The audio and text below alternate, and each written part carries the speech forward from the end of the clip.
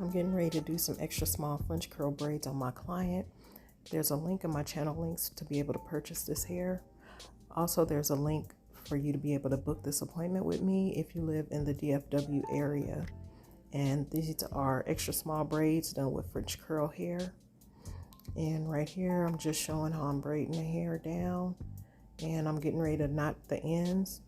And when I do my knot, I like to do 4 knots back to back, and I like to secure it just to make sure that the braid is nice and secure. I do 4 knots, similar to how I do when I'm doing micro braids or human hair braids.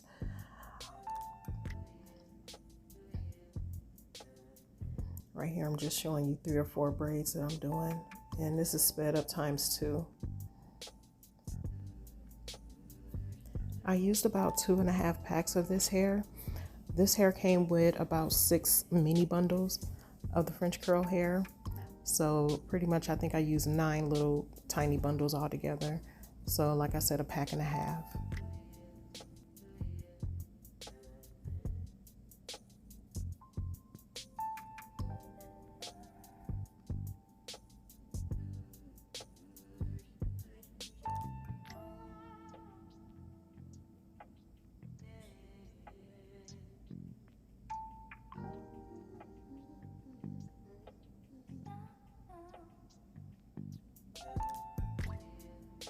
I'm using Shine and Jam at the roots of her hair, but I'm trying not to get the jam directly on her scalp. I try to keep it on the hair only, and I smooth it through the braid, through the natural hair before I start braiding.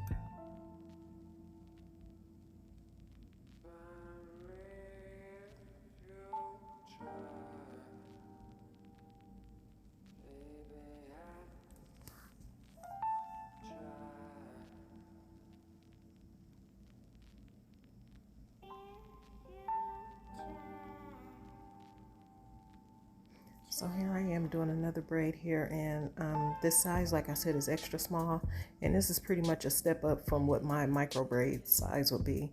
I haven't done micro braids in a long time. Currently at the moment I'm not doing them. I don't think I'll be doing those ever again. I'm not for sure, but yeah.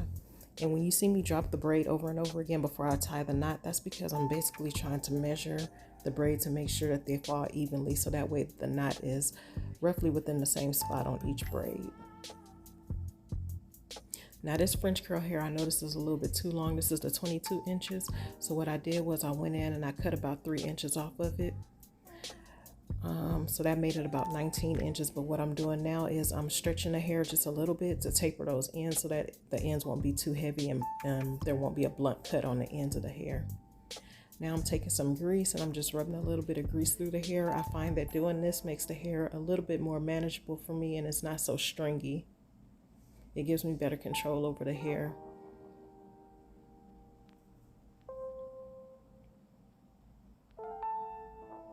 Now I'm just showing you a different angle. Now right now I'm working the back of the client's head, and when I get in the middle of the client's head, I make the braids a little bit bigger. And I do this because I don't want the client's hair to be too heavy when I get done braiding. I don't want the braids to be too full to where the client is not able to wear her hair up in a ponytail, or to where the braids are too heavy to where they're wearing her head down.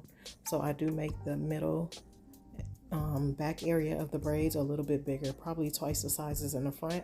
And then when I get up to the crown area, which is probably about 2 rows up from where I'm at now, I'm going to start making those braids small again. So in essence, it's like you open the braids up a little bit when you get to the middle of the head, and then you close them back up. That's what I consider opening the braids up and then closing them back up. And you're doing this so that the braids are not too heavy all the way throughout, because if you make all those braids the same size all the way throughout the client's head, it's going to be too many braids. The hair is going to be too heavy, and she's not going to be able to wear them up and down in different styles like she would like to.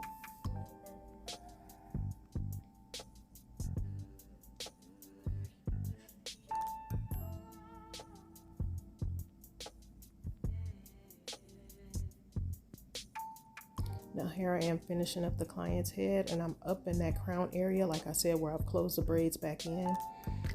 So those braids within that area are going to be exactly the same size as they are in the front.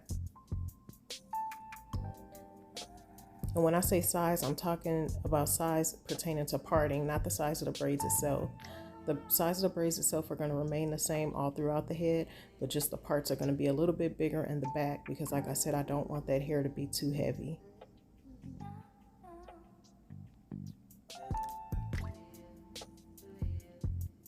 And as you notice, when I get down to the ends of the braids, I'm dropping the braids down. And what I'm doing when I'm doing that is I'm trying to measure to make sure that those knots are roughly in the same spot on each braid.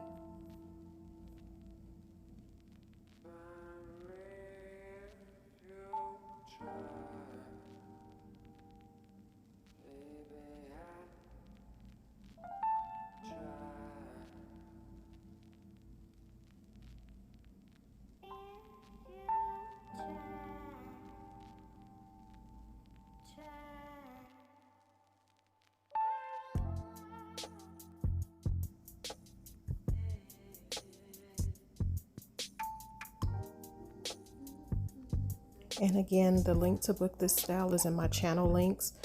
That link is there, and also the link to purchase this hair is in the channel links as well. Don't forget to like and subscribe. Thank you for watching.